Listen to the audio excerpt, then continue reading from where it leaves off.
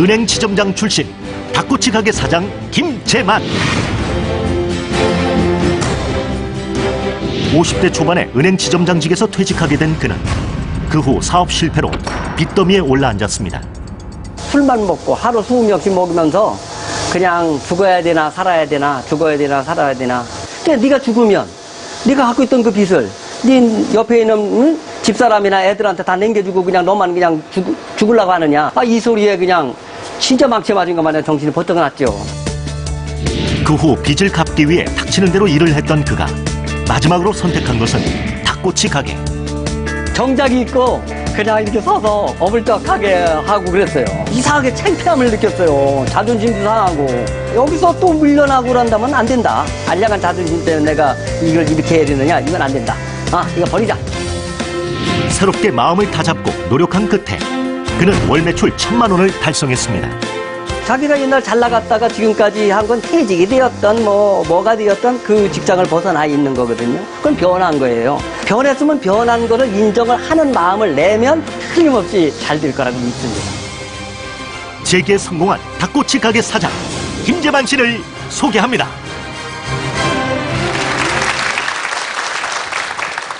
여러분, 놀이기구 혹시 놀이기구 타본 적 있으십니까? 있으세요? 그냥 까마득하게 끝없이 쫙 올라가다가 어느 순간 갑자기 그냥 땅으로 팍 하고 그냥 꼬꾸라지는 거 말이에요. 제 지난 60년 인생이 바로 그랬습니다. 전에 저는 모든 사람들이 부러워하는 40대의 젊은 은행 지점장이었습니다.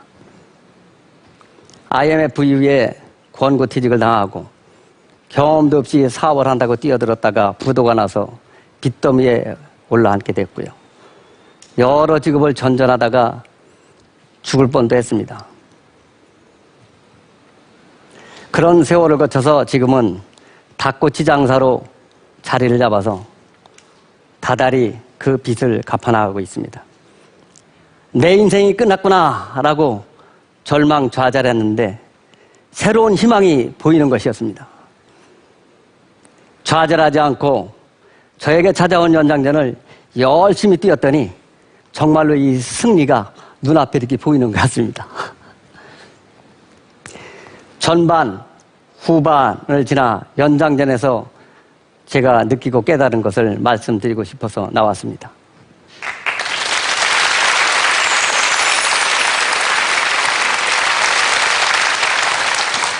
저는 충청북도 계산군 시골 마을에서 7남 1녀 8남매 중에 5째 아들로 태어났습니다. 보시다시피 체격이 왜소하고 기운은 없는데 어렸을 때부터 아마 머리는 조금 좋았는지 부모님이 보기에 이건 가르치면 되겠다 싶었는지 저를 시골에서 청주에 있는 학교로 고등학교를 보냈습니다. 그 당시 부모님의 꿈은 제가 은행원이 되는 게 꿈이었습니다. 왜냐하면 그때 고졸 은행원 봉급이 고등학교 교장 선생님보다도 많았으니까요. 은행원만 되면 그 궁핍했던 시골 살림이 확 필 거니까요. 열심히 공부했습니다. 그래서 전국에 있는 사업학교, 그 많은 학교 중에서 5대 명문 상고라고 하는 청두 상고를 최우등으로 졸업하는 정도로 공부도 했습니다. 그런데 저는 은행원이 되기가 싫었습니다. 왜냐하면 어렸을 때부터 꿈이 진짜 군인이 되는 게 꿈이었습니다.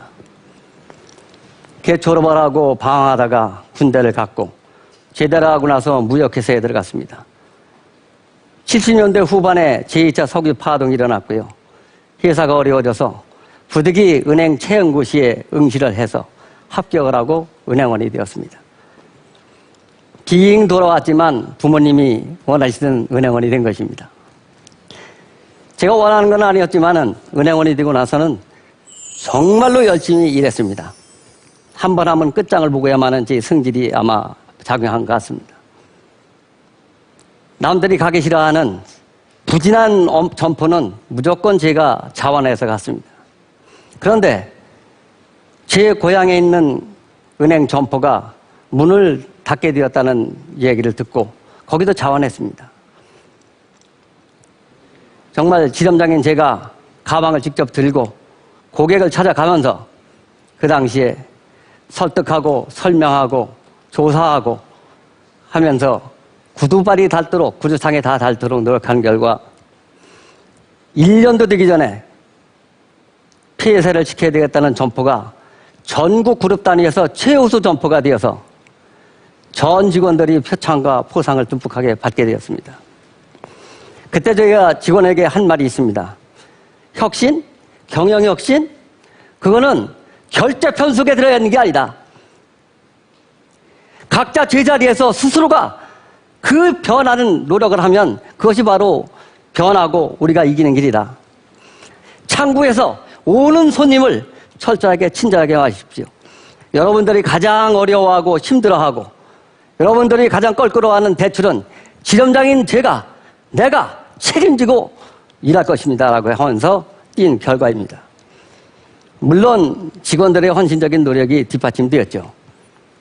그때 저를 부러워하거나 또는 희생하던 그 많은 지점장들이 있었을 그 당시가 제가 은행 생활을 하던 최정점인 것 같습니다. 호사다마라고 하죠. IMF가 터졌습니다. 제가 기업체에 대출을 했고 그 회사가 부도가 나고 그 책임은 누군가에 져야 되고 책임을 제가 지고 권고퇴직을 했습니다. 그때 분명히 한 말씀은 약속을 받고 나왔습니다. 난 책임자다. 책임자니까 책임을 진다. 다만 내 부하 직원들에게 불이익이 들어가는 일은 절대 있어서는 안 된다는, 또 하지 않겠다는 약속도 물론 받았죠. 그때가 50대 초반, 제 아들, 딸들이 고등학교 다닐 때였습니다. 사실 그때부터 방황이 시작됐습니다. 은행을 나오면은, 은행 생활 20년 이상 하면은 퇴직금도 많고 저축도 좀 했을 거라고 생각하시죠. 안타깝게도 저는 한 푼도 없고 은행 대출 빚만 잔뜩 지고 나왔습니다. 왜 그럴까요? 그 당시는 IMF 시대라 BIS 비율, 자기자본 비율이 부족한 은행은 무조건 합병 대상이었습니다. 제 은행도 거기서 벗어날 수 없었고, 제 청춘을 바치고 제가 거기서 결혼을 하고 내가 봉고를 받은 데 직장을 내가 앞장서서 살려야 되겠다는 그 당시의 충정으로 퇴직금을 몽땅 털어놓고 대출까지 받고 그래서 은행 주식을 샀습니다만, 안타깝게도 그 은행이 다른 은행에 합병이 되어서 제가 산 주식 쪼가리가 전부 휴지 쪼가리가 되더라고요. 참 힘들었습니다. 그 당시 애들은 학교에 다니고 가정생활을 이끌어야 될 가장으로서 일을 해야 했습니다. 그래서 생각한 것이 건설 사업이었어요. 건축 사업을 한다고 하니까 제 형제들, 친척들, 아는 친구들이 사업 작업을 마련해줘서 사업을 시작했는데, 경험 없이 한 일도 있지만 머릿속에 든 지식과 이 사회생활은 하늘과 땅 차이였습니다. 불과 6개월을 견디지 못하고 부도가 나고 5억 원이라는 큰 빚더미에 앉게 되었습니다. 사실 제 처절한 방황은 그때부터 시작됐습니다. 부도가 났다는 얘기를 아내한테도 얘기를 하지 않고, 그래서 아침에는 출근하는 것 같이 나와서 방황했습니다. 그러다가 법원으로부터 제가 살던 집 아파트가 경매된다는 통지를 집사람이 받게 되어서 알게 되었죠. 그때부터 저는 바깥 외출을 금하고 집안에 틀어박히게 되었습니다. 고민이 많으니 잠도 오지 않더라고요. 그래서 술에 기다리게 됐고, 술을 한 잔, 두 잔이 아니고 한 병, 두 병 하다 보니까 순식간에 20병 이상을 먹지 않으면 그 하루를 보낼 수가 없었습니다. 그때 제 아내는 집안 살림을 책임을 지고 공장에 나가게 있었습니다. 지금 생각해보면 제 아내에게 정말 감사하고 고맙습니다. 왜냐하면 그 당시 저를 그대로 내비둬 두었기 때문입니다. 제 성질을 알기 때문이죠. 그때 만약 잔소리를 했거나 어떻게 저를 압박을 했다면 지금의 저는 없었을 것이라고 생각합니다. 그렇게 집에서 나날을 보내고 있던 중 제 친구들이 어떻게 그 소식을 알고 집을 쳐들어와서 저를 끄집어냈습니다. 술 한잔 하면서 얘기했습니다. 야, 그때 그랬죠. 나 죽어야 되겠다. 죽으면 모든 게 해결될 것 같다. 하니까 친구들이 그랬어요. 야, 너 죽으면 모든 게 다 해결되냐? 너 책임감 많잖아. 너 옛날에 경영 지난다, 최우수 지점제다, 뭐다 할 때 직원들한테 죽을 각오로 일하면 안 되는 게 없다고 네 입으로 독려했잖아. 너 죽을 각오로 일해봤어? 좋아. 그럼 네가 죽어. 죽으면 좋은데 그러면 네가 죽고 난 뒤에 네 부인, 아들, 딸은 어떡할 건데? 그 얘기를 듣고 정말로 까무러치도록 아주 마음이 충격을 받았어요. 아주 제가 나쁜 놈이라고 생각했습니다. 일은 내가 저질러 놓고 일이 어려워지니까 저 회피하는 못난 놈으로 생각이 되어서 해안의 눈물로 엄청 더 많이 울었습니다. 그러고선 다시 정신을 차려서 친구가 운영하는 보험회사를 들어갔습니다. 보험 설계사를 하면서 택시기사도 했고요. 그 다음에 플라스틱 재생 공장에서 삽질도 했습니다. 그렇게 열심히 일을 닥치는 대로 하기는 한 것까지는 좋았는데 안타깝게도 제 건강이 악화된 것이에요. 저녁에 잠을 자려고 누우면 온몸에 쥐가 나고 그 수많은 기침에 잠도 못 이루고 몸은 점점 말라가니까 제 아내가 울면서 얘기했습니다. 여보, 당신 일 멈추고 요양해야 돼. 죽으면 아무 소용없잖아. 건강을 찾아서 다시 직업 찾아서 일하면 빚도 갚고 애들한테도 떳떳한 아빠가 될 수 있어. 그런 말을 듣고 잠시 요양을 하게 되었습니다. 그러다가 지금부터 한 4년 전 제 막내 처남이 닭꼬치 가게를 제안해 왔습니다. 아는 아주머니가 하던 닭꼬치 가게를 그만두려고 하는데 혹시 매형이 할까 하고요. 물론 제가 아니고 제 아내를 통해서였습니다. 저는 그 얘기를 듣고 그래 당장 한다고 했습니다. 그 당시 아파트도 경매에 넘어갔고 보증금 500에 월세 40만 원. 제 아내는 식당에 다니고 있을 때인데 찬밥 더운 밥 가릴 그 계좌가 아니었거든요. 닭꼬치 장사를 한다고 한 것까지는 좋았는데 문제는 또 그거 알량한 자존심이 또 제 발목을 잡는 것이었습니다.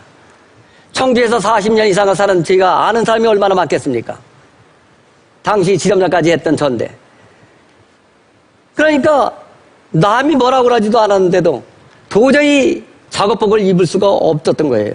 와이셔츠에 넥타이 매고 구두 신고 양복 입고 붙들고서 닭꼬치를 굽고 있으니 참 꼴보기에도 그런 꼴보기이 없었을 것입니다. 그 일주일 정도 지나고서 아우 스트레스 받아서 이거는 내가 음식 만들어 봤던 사람도 아니고 그만둬야 되겠다 라고 이렇게 생각을 하는 찰나에 소문을 듣게 됐어요. 무슨 소문이냐 하면 우리 친구놈들이 저를 두고 내기를 한 거예요. 야, 재만이가 제가 닭꼬치 가게 한단다. 제 자존심이 센데 저거 닭꼬치 가게 뭐 오래 못할 거 아니야? 자, 우리 내기하자. 나는 일주일, 나는 보름. 제일 많이 저를 봐준 사람이 한 달 걸었더라고요. 한 달. 그 얘기를 딱 듣니까 이 작았던 눈이 더 커지고 이 숨었던 그 오기가 그냥 발동이 되는 거예요. 그래요? 안 되겠다. 이거 그만두면 이거 진짜 내가 2번 죽는 거구나. 안 돼 이거. 좋아. 내가 음식 장사는 내가 성공하는 걸 분명히 보여주고 말 거야. 라고 해서 그때 거추장스럽게 걷고 있던 그 옷을 그냥 확 집어 던져버리고 작업복을 딱 갈아입었는데 요 모양이 바로 그 모양입니다.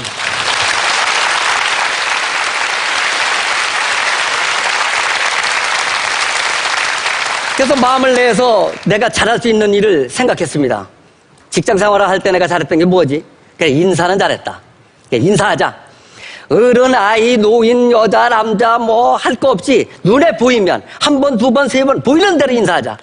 목소리가 원래 크고 그러니까 보이는 데만 인사했어요. 안녕하세요 아저씨. 사원님 안녕하십니까? 행복하세요 어르신? 학생 반가워. 뭐 반 미친놈 말이야. 그러니까 그 앞에 지나가는 사람들이 점점 없어지는 거예요. 예를 들어서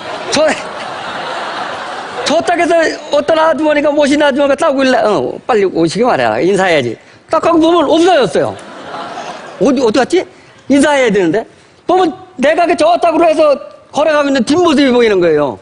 인사 받는 게 부담스러우니까 뒤에 돌아서 가신 거예요. 또 한 번은 어떤 아주머니가 인사를, 안녕하세요, 저님. 건강하세요? 인사를 했는데, 느닷없이 눈을 동그랗게 뜨고 쳐다보더니, 아저씨 지금 뭘 했어요? 왜 나보고 인사해요? 아저씨 나 알아요? 지금 뭐라고 그러는 거예요? 이거 따지듯이 그러는 거예요. 그럴 때도 역시, 나는 풀어는 되니까, 예, 아주머니 건강하세요. 고맙습니다. 라고 하는 그런 경우도 있었습니다. 한 열흘 정도 그렇게 하다 보니까, 사람들이 이상하고 호기심이 있으니까 도대체 저 사람이 뭐 때문에 저렇게 소리를 지르고 인사를 하나? 라고 해서 한 분, 두 분 오다 보니까 매출이 늘고 하루 평균 한 20만 원 정도의 매출은 일어나더라고요. 그래서 그때 다시 닭꼬치 소스를 개발하려고 했습니다. 패스트푸드. 이거는 소스가 생명이거든요. 근데 제가 하고 있는 건 남하고 똑같은 거예요. 똑같은 걸 가지고 이길 수가 있는 방법이 없는 것 같더라고요. 그래서 소스를 개발해야 되겠다. 라고 해서 닭꼬치의 본고장이라는 대구, 대전, 청주는 말할 것도 없이 어디든지 가면 닭꼬치가 있는 데는 가서 사다가 먹고 파악하고 그 맛을 이게 분석하고 그렇게 되어갖고 한 3개월 만에 제 가게만의 독특한 소스를 개발하게 된 거예요. 근데 앞으로 다시는 소스 한다고 안 하겠습니다. 보통 어려운 게 아니더라고요.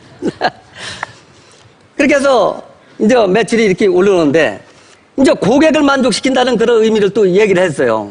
가장 까다로운 손님이 집에서 가정주부 하시는 사모님, 초등학교 1, 2학년 다니는 어린 저학년 학생들, 아주머니들은 음식의 전문가예요. 딱 먹어보면 알아. 이거 맛을 속인 건지 진짜 맛있는 건지. 애들은 있는 대로 얘기해요. 아저씨는 왜 이래요? 아저씨는 뭐가 이래요? 이거 당황스럽죠? 그 두 분의 손님 계층을 만족시키다 보니까 전 계층이 다 통하더라고요. 그래서 지금은 하루에 한 3, 40만 원 정도의 평균 매출을 올리면서 월 매출 1,000만 원 정도는 이렇게 벌고 있습니다.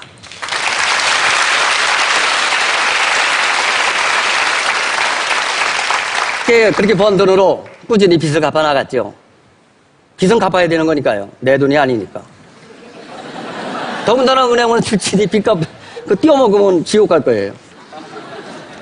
그렇게 해서 거의 다 갚고 지금 한 1억 정도 남았는데 앞으로 넉넉 잡고 2년 정도가 되면은 다 갚을 것 같습니다. 그때는 자유인이 저도 되겠습니다.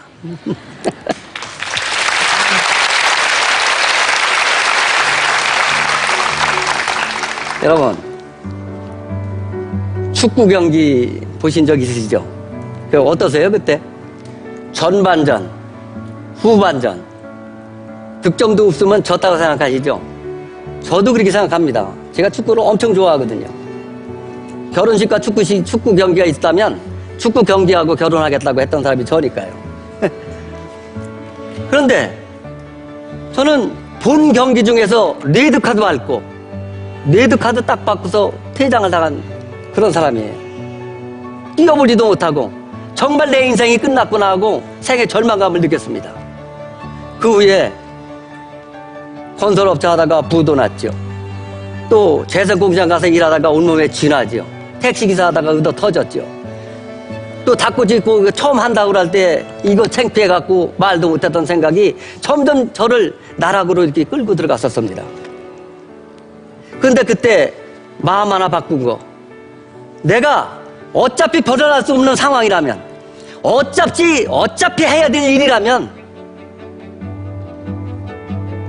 피하지 말고 과감하게 그걸 인정하고 즐겨라 하는 얘기를 들었어요. 즐겨라.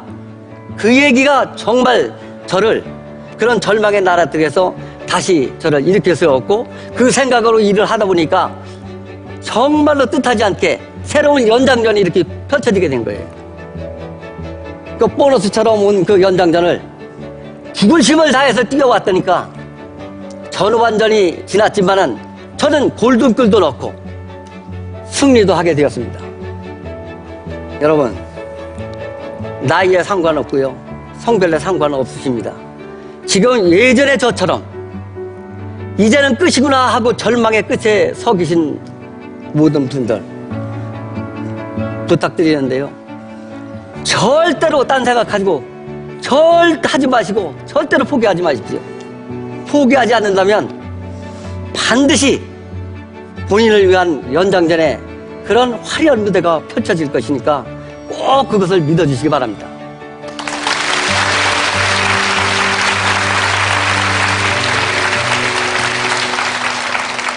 이거 두서없이 막 말씀을 드려서 죄송합니다.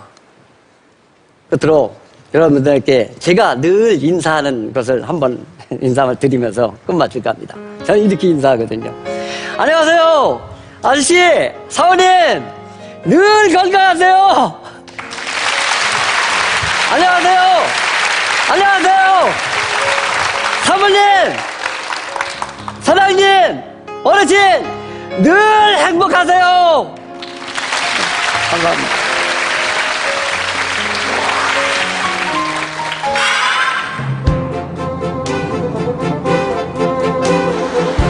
한 여고 앞에 자리한 김재만 씨의 닭꼬치 가게.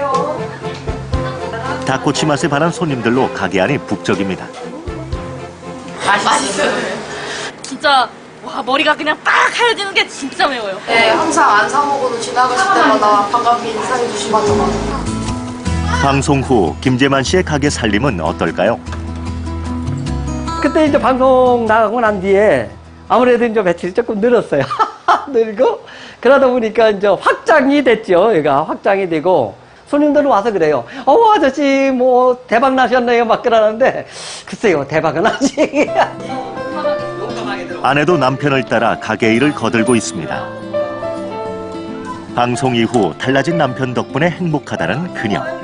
많은 사람들이 알아보니까는 모든 걸 다 자제를 하더라고요. 옛날에 비해서는. 애들한테도 더 따뜻하게 하고 집에서도 이제 저한테도 말 한마디라도 따뜻하게 해주고 그래서 저는 강연백도 나간 걸 진짜로 고맙게 생각해요. 요즘엔 닭꼬치 장사를 하고 싶다며 찾아오는 사람도 생겼습니다. 초등학교 동창인 반명희 씨도 방송 후에 연락을 해왔다는데요.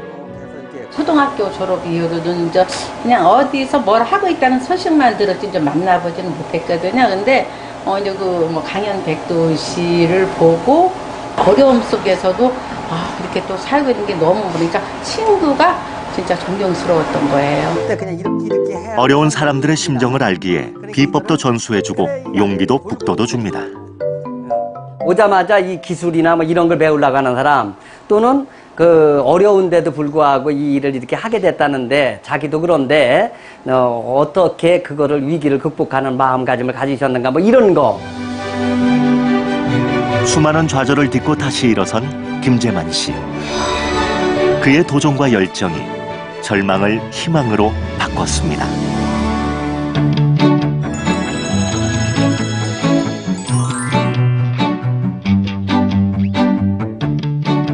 제가 생각하는 희망이란 사람과 사람이 서로 이렇게 기대게 해주고 배려해주는 서로에게 은인이 되어주는 나의 희망이라는 현실적으로 닭꼬치죠. 내가 그 절망으로부터 벗어나고 경제적인 어려움에서 지금 벗어나는 바로 직전까지 와 있고 또 가정과 이 주변의 나에 대한 인식과 모든 것이 밝음으로 자꾸 꽉 채져 있으니까 나에 대한 희망은 닭꼬치입니다. 나에게 희망은 사람이다. 저의 이야기를 들어주시고 그런 분들이 있기 때문에 저는 다시 일어날 수 있는 것 같아요.